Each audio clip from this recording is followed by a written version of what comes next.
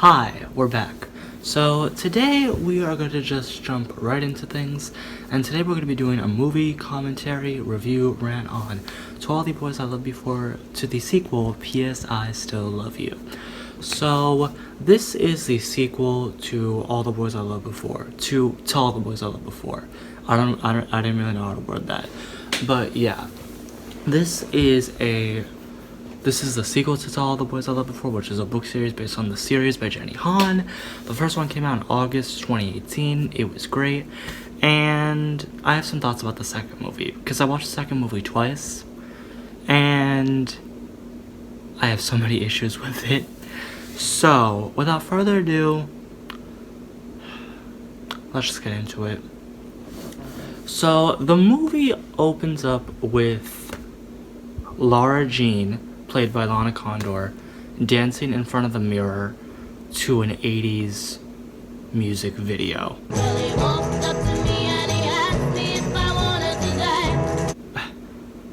And she's getting ready for her first date with Peter, basically, like her first real date, as she claims, even though they've been on many dates before, right? Great. Because it's so cute, because all the dates were fake before, but now they're totally real. So, yeah, we get that scene. She gets ready to go out with Peter. They go to, like, this fancy Italian restaurant, and she hasn't showered. She lied to her sister about showering. She said her little sister, Kitty, I think her name is, she said, "Did you shower?" And she goes, "Yeah." And then she smells herself, and she goes, "I'm gonna go take a shower," which is so relatable to teens nowadays, because hygiene issues, am I right? And yeah, so she goes with Peter. She puts on this really nice, like, short red dress. It's really nice, actually. I actually very much enjoyed, like, the lighting, how that scene went. And she goes with Peter to the Italian restaurant, and they eat. You don't see them eat, you just see them do a lot of cutesy things, like him kissing her hand and them holding hands, and it's so cute. And then he lets her drive his car, and they go to this place. Lara Jean has plans, and her plan is to take Peter to this lantern lighting thing, basically. And they say, "I'm not gonna break your heart. Oh my god, I'm not gonna break your heart. Are you really thinking about us already breaking up?" And all that crazy stuff like that. I promise I am not going to break your heart. I promise not to break your heart. And I just called all this because with this movie, when you say within the first 5 minutes of the movie, I didn't even think it was 5 minutes into the movie, but when you say, "I'm not gonna break your heart," 5 minutes into the movie, I promise not to break your heart, you know they're gonna break up and there's gonna be some drama, right? Right, because that's how the rom-com formula works nowadays. Great. And then they are juniors in high school, so they're all happy and everything, and everyone knows about their relationship, basically. And they have this they had this junior assignment for their spring semester to volunteer at, like, not a homeless shelter. Oh my god, I'm so dumb. Not a homeless shelter. So as I was saying, they don't go to a homeless shelter, like I was saying. They go to a, like, senior citizen center. That's what I meant. And Lara Jean meets this girl named Stormy. I think that's what her name is. She doesn't really have that much screen time in the movie. She's in it for, like, 2 scenes and that's it. But she only volunteered because Margot, her older sister, volunteered, and she went to Scotland for college. So she's not really in the movie either. So that's great. And Peter, he decides to volunteer somewhere else. So already, since they're not volunteering at the same place, that puts pressure on their relationship. Because since they're not volunteering at the same place, that's gonna create so much distance between them. You know what I mean? Because Peter wanted Lara Jean to volunteer with him so that they can do everything together. But as a couple, you don't have to do everything together, I don't think. I don't think that's, like, a thing you have to do. I think that just means, like, if you do everything together, it just means, like, you really like each other, or I guess you're not really your own person if you don't do separate things by yourself, if you know what I mean. And And yeah, that's basically what I mean by that. But the other thing is, in this movie, you meet a new boy, love interest, person, thing. Because if you... I don't know why I said it like that. That just makes me sound really mean. He's a new boy. And if you guys don't remember the ending of the first movie, there's like a post-credit scene.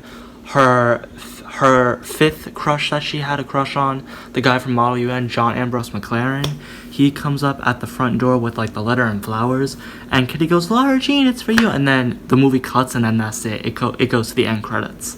And you're like, oh my god, a sequel. But here's the thing. They recasted the original guy with Jordan Fisher. So instead of having Laura Jean choose between Noah Centineo and... I just looked up the original guy. His name was Jordan too, actually. Jordan Burchett, I want to say. Or Jordan Burchett. Is it Jordan Burchett? I think it is, yeah. I'm going to go with that. If I'm wrong, I'm sorry, Jordan Burchett. I'm sorry. But instead of having Laura Jean choose between two white guys, Noah Centineo and Jordan Burchett, we have to have her choose between a guy that's been on Broadway like a million times and on Rent Live, Jordan Fisher, who's a really good actor actually in this movie. He doesn't have a lot of screen time actually. He's probably in the movie for like the last hour, and he's not really in it either. But I don't think that was a wasted opportunity. I just think they didn't really know what to do with his character. Because I heard in the book he's actually like a central character. But in the movie, in my opinion, he's kind of sidelined. He's kind of put on the side mostly. So, yeah. And then we have Peter. And Peter is Noah Centineo, Netflix's boy who they hire for every film nowadays. And the internet's boyfriend, basically. So who is she going to choose between? Like, I don't know. But you know how these rom-coms work. There's going to be drama. She's going to have to choose between two of the guys. One of them obviously has a fair shot. The other, not really, but you want him to think that he has a fair shot. And yeah, that's basically the whole plot of the movie. But Laura Jean, she goes and she meets Stormy, as I was saying before. She gives her a tour of the senior citizens home, and that's where there's one more volunteer. She goes to sign up and she goes to volunteer. There's one more person that has to show up. Guess who that is? John Ambrose McLaren, the fifth guy that she sent the love letter to. And the scene goes like this, where they meet each other like 5 years later. Rose McLaren. You know who I am? So yeah, that's basically how Laura Jean and John Ambrose McLaren meet.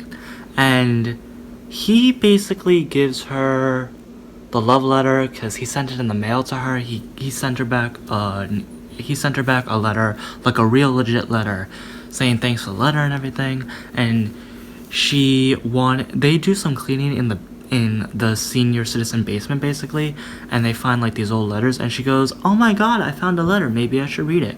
And he goes, "You want to read this instead?" And it's the letter that she wrote him 5 years ago.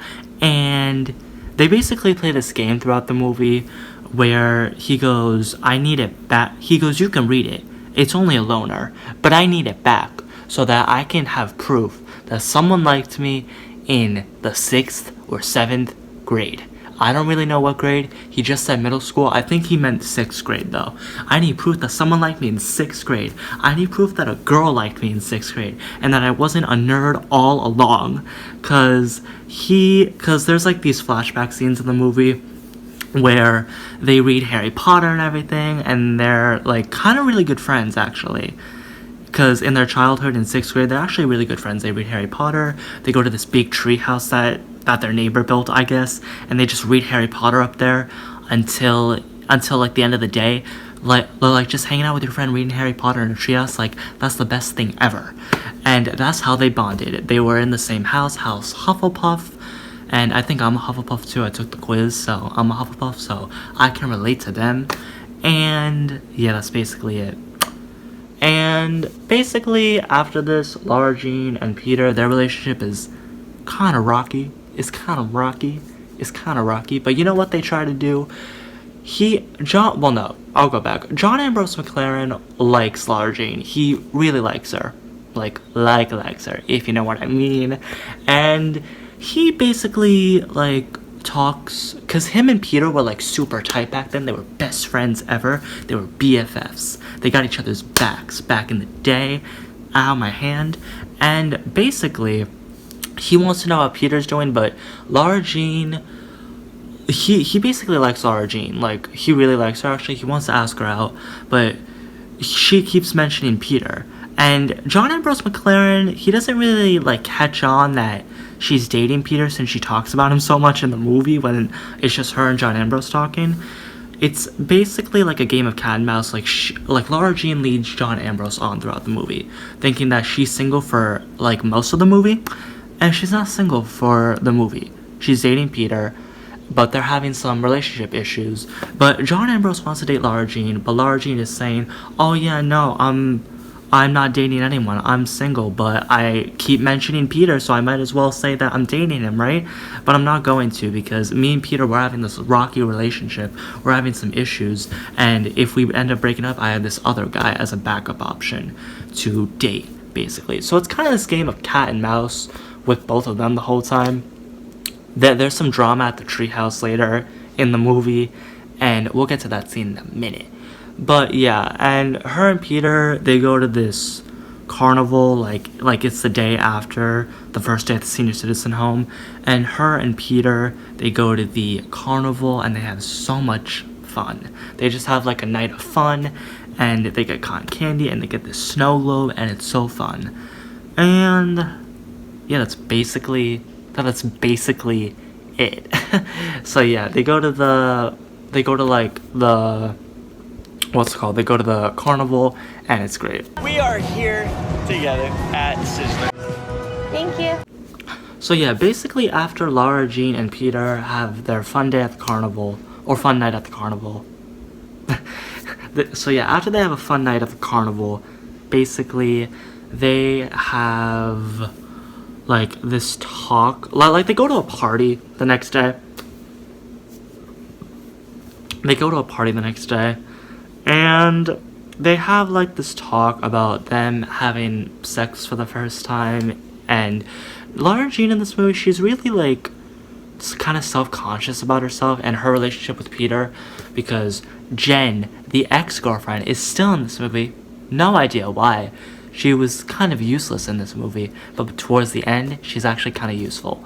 But Lara Jean's basically self-conscious about her relationship with Peter throughout the movie, because she thinks that her and that Jen and Peter want to get back together, which Peter probably would do, but he's so committed to Lara Jean that he's not going to do that.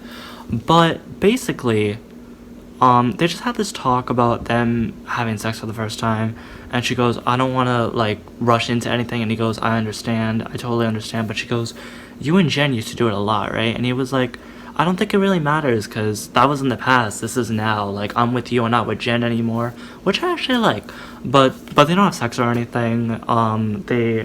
They like make out, and he kisses her neck, and like that's it, because she was like kind of freaked out by it, and he was too.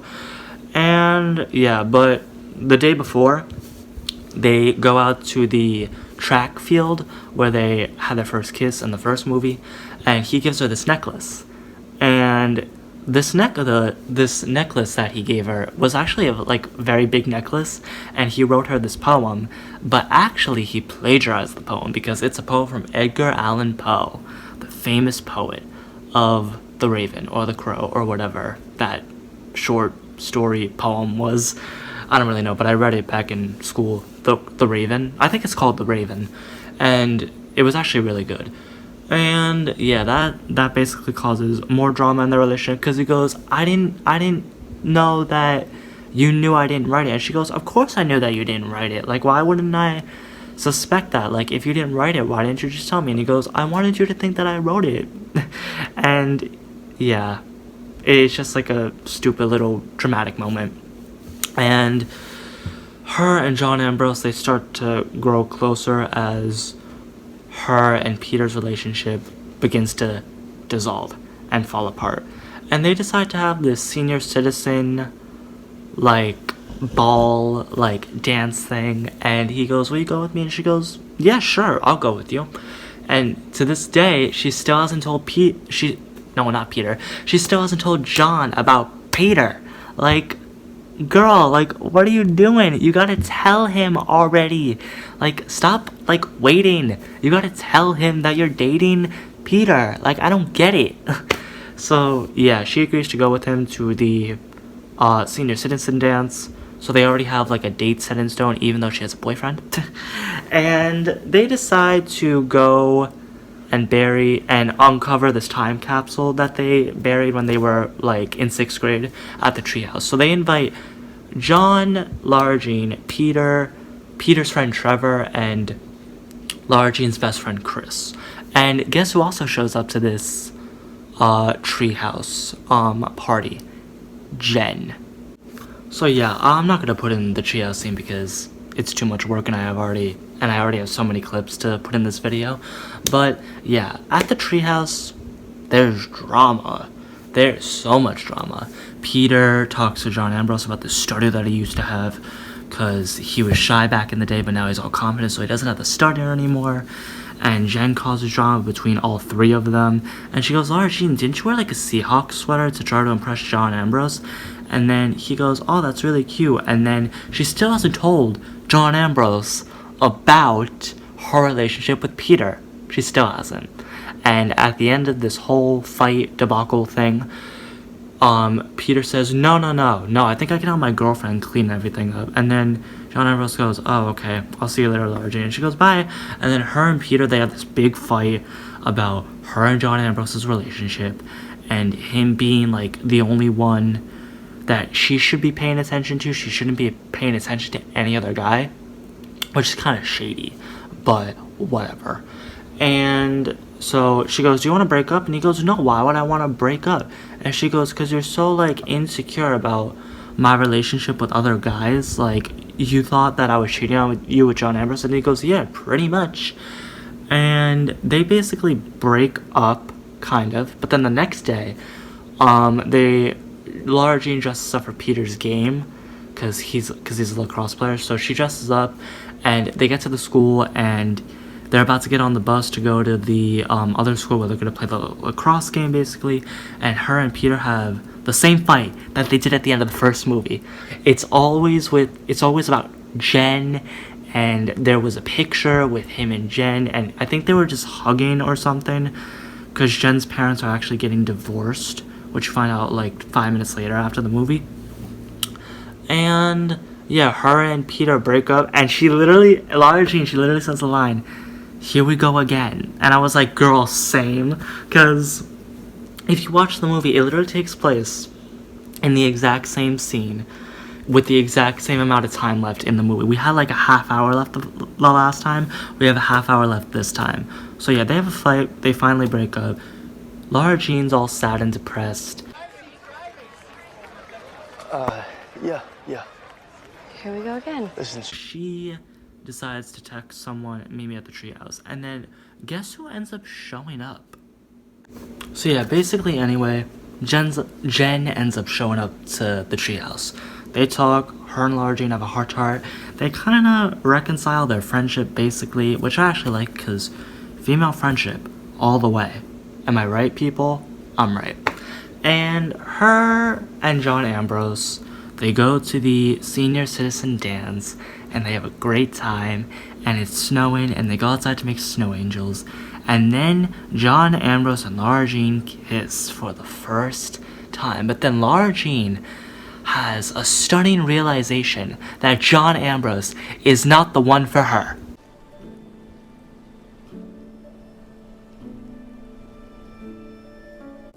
So yeah, Lara Jean realizes that John Ambrose is not the one for her. He says it's Peter, and she goes, yeah, I'm sorry. She talks to Stormy. She goes, you make your choice, girl. And surprisingly, Peter ends up showing up. And he goes, break my heart into a million pieces. And she goes, I love you. And he goes, I love you too. And then they kiss.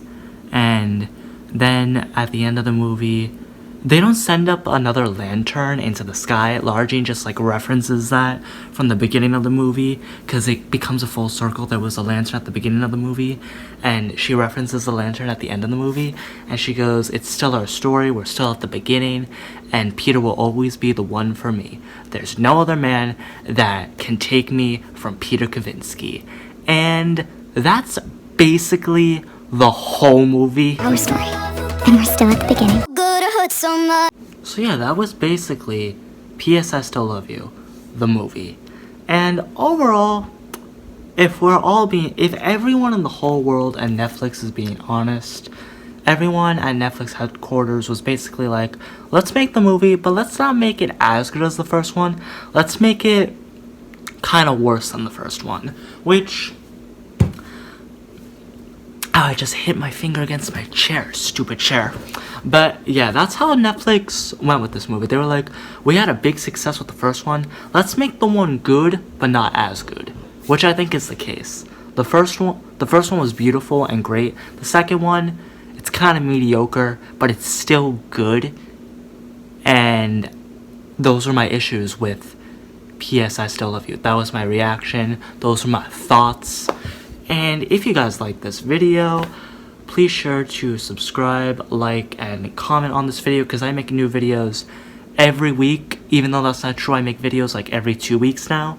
So if you guys like what you see here, like, comment, and subscribe to my channel. And I do so many other things. I do movie reactions, book reviews, wrap-ups, and TBRs. I do like celebrity rants about celebrity drama that happened. And I like making these videos, so if you guys like what you see here, like, comment, and subscribe to my channel, and I'll see you guys in my next video. Bye, guys.